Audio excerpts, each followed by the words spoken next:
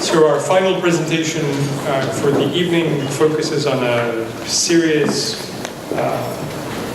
environmental health issue right here in New York City. Please welcome Nelson for the final presentation.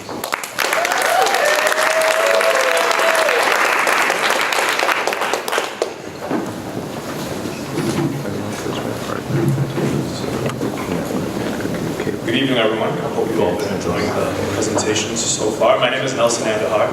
I'll be presenting on behalf of my capstone group, Making the Grade on Reducing Lead in New York's public school drinking water. During the presentation, I'll give you an overview of the problem, our project scope, methodology, findings, and next steps. When it comes to securing clean drinking water, communities all over the world face obstacles. Modern cities are no exception to this.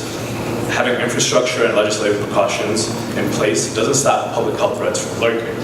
The public health threat that we're looking at is lead. Lead is a toxic heavy metal, and exposure to lead has been linked to severe developmental and behavioral issues, especially in children. One of the main ways that lead enters the body is through ingestion, something that you swallow. For example, lead paint chips or water. And one of the ways that lead can end up in your water can often be at the source, but in our case, it's happening through corroding lead fixtures or through lead soldering and plumbing. School drinking water comes into focus since children, they're very small size, they're more susceptible to lead exposure. They spend a lot of time in school and can potentially drink the water on an almost daily basis. The good news is that a lot of work has been done to reduce lead exposure and to minimize this public health issue. Young children, they're often tested for lead content in their blood. And that's what we're seeing here, is blood lead levels in NYC children has a sharp decreasing trend in the past 15 years. In 2004, for example, a law requiring lead paint hazards to be fixed in NYC homes contributed a lot to this. Since 2012, however, we see the rates start to decline, to slow down significantly. That tells us that we need to work harder if we want to reach a dream state where no children are exposed to lead. An effort in 2016 by New York State helped out in this initiative. The governor signed a law requiring all of New York State public schools to test every single one of their water outlets for lead content and to fix any with elevated lead levels. They assigned the New York State Department of Health with the task of picking the threshold. How much lead was too much lead? And they defaulted to the EPA's federal standard of 15 parts per billion as set by the Lead and Copper Rule in 1991. 1991, that's 28 years ago. Since then, the advocacy community, they consider this standard to be inadequate, which brings us to our client and to our help with, and to our work with them. The New York League of Conservation Voters Education Fund. They have over 30 years of advocacy experience. They educate New Yorkers over environmental issues, and they engage them towards civic action. They were involved in the 2016 campaign to set the lead remediation law. However, they believe that a more protective standard is necessary before the next round of testing in 2020. They've sought our input to help build a data-driven campaign to build a case that the threshold should be lowered. So our project scope included researching lead policies and standards that support lowering the level, analyzing 2016 testing results from New York City public schools as they are the case study for the rest of New York State, establishing the economic impact of the 5 part per billion standard, and developing a communication strategy targeted at various audiences. Our client organized the lab results from water samples and input them into a large Excel spreadsheet. We looked at over 100,000 test results. We also analyzed demographic variables, other environmental campaigns, lead policies for various countries and the 50 states, and looked at past New York City lead remediation budgets. From this, we created GIS maps, an interactive story map, a cost estimate. We've identified possible partners for our client and crafted social media and talking points that can assist in their campaign. So on to our findings. In 1992, the World Health Organization, they recommended 10 parts per billion as the maximum amount of water, of lead in water. Many places listed: the UK, the European Union, and many countries that you can see across this map. Canada has taken it a step further and gone down to 5 parts per billion. When we compare New York State's standard worldwide, it is an outdated standard. When we look within the United States, as states and small jurisdictions, they're allowed to set their own standards as well below the federal one. It's also outdated.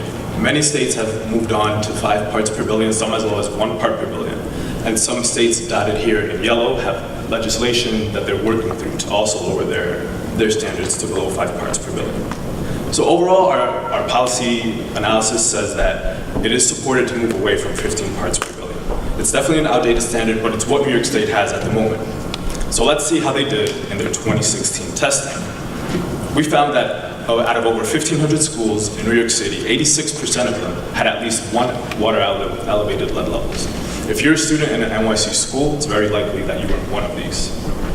When we looked within the 1,500 schools, we found that over 10,000 individual outlets had elevated lead, over 15 parts per billion. Again, this is how that's distributed by borough.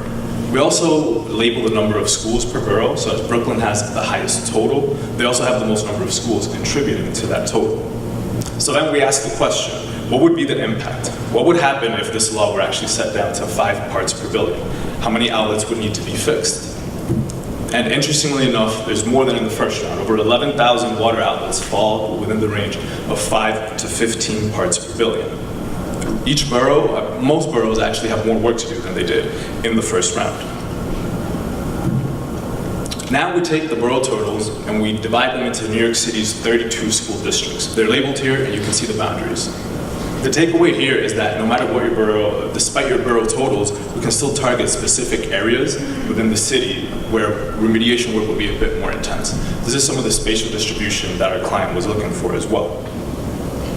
If New York, we also then took it one step even further and profiled all of the 1,500 schools within the city. Here we're ranking them by the highest number of outlets that will need to be remediated if the law were changed. And we jumped down to number 10 since it's the first elementary school that shows up in the list. That's PS4 in Staten Island. They tested 167 water outlets and 40 of them had elevated levels of lead. So again, in line with the fact that smaller children are more vulnerable to lead exposure. If the 5 part per billion standard were to be established, it's going to have a price. Nothing is free, especially not in New York City. Faucets and water fountains, they make up about 95% of the outlet types that will need to be remediated. And based on past Department of Education remediation budgets that we've seen, we got a per item estimate and gave an order of magnitude estimate of $17.8 million for this work to occur. Now, this is on the low end. We're still missing the other 5% of outlets. And with NYC being a union city, things like labor rates can change pretty drastically. But this is definitely a strong minimum if you're going to engage in this activity. On to our communications strategy. So in this view, you're not meant to see all of the details on this page. I'll break down what we have here. You've seen examples of a few of our data analysis and visualizations, but one of our main outputs is achieved by leveraging ArcGIS Online to present our data in a dynamic way. Right now, this tool is live and accessible online, and we've organized the online tool with tabs that describe the 2016 law, the proposed law. We give city overview, district overviews, and right here in this view, you're seeing our all schools view right here. It's meant to look clustered like this, so you get an idea of how much data we've loaded into the system. All 1,500 schools are identified by a dot on this map. When you're on this view, you can also do similar to a Google search. You can find a landmark or an address, and the map is going to adjust and show you schools that are nearby. It can also latch onto your IP address and find your current location and show you schools that are nearby as well. In this view here, we'll give you a little bit of a view of how the tool works. Again, we took out the legends and descriptions just to zoom in as much as possible here. We're in the pre-K and elementary school tab where we filtered out the pre-K and elementary schools. They're represented by the dots here.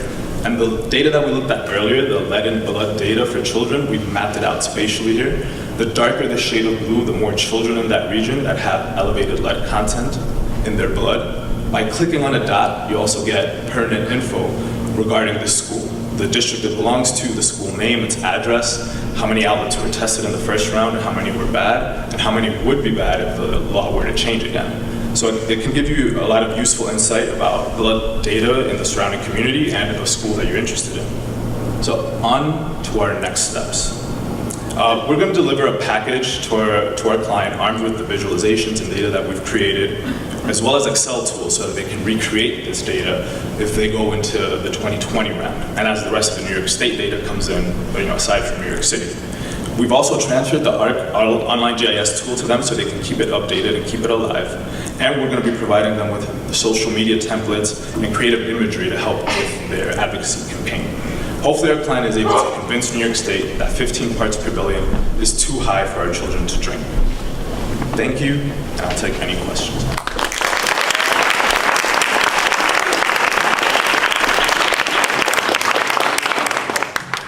Questions for Nelson, please.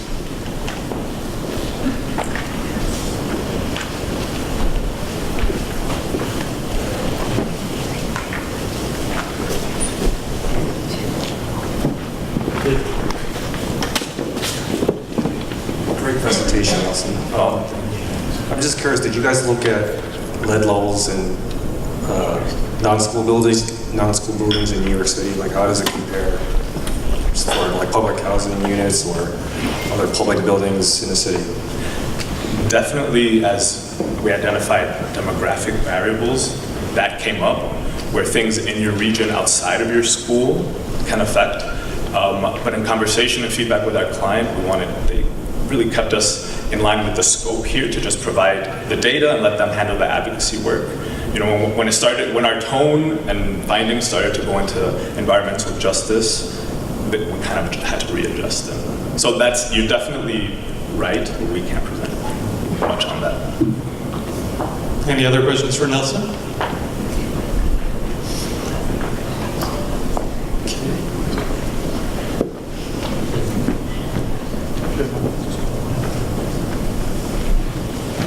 I was really interested in that projected cost of lowering the level to 5 ppb.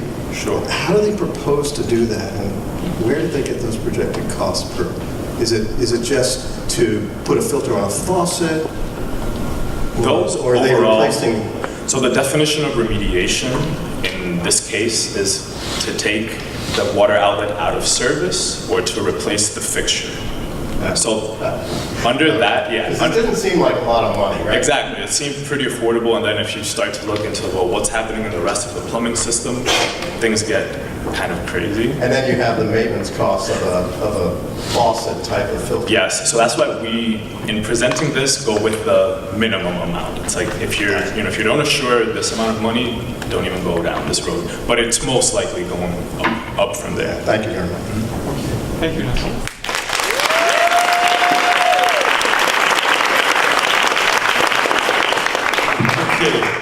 I'd like to congratulate you on 5 excellent presentations. I always say this at the end, but tonight I really mean it.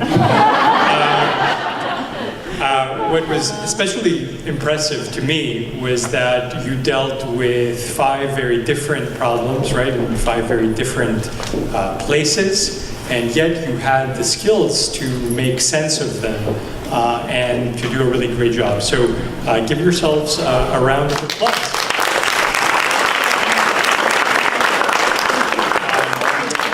For us in the Sustainability Management Program, this event is also something of a graduation party. So please stay behind and celebrate your graduation. But before I let you go, I'd like to thank the 5 advisors who worked with you. So Dr. Bob Cook, Suzanne DeRoche, Tom Abdella, Kizzy Charles Guzman, and Lynette Witter. Please give them a round.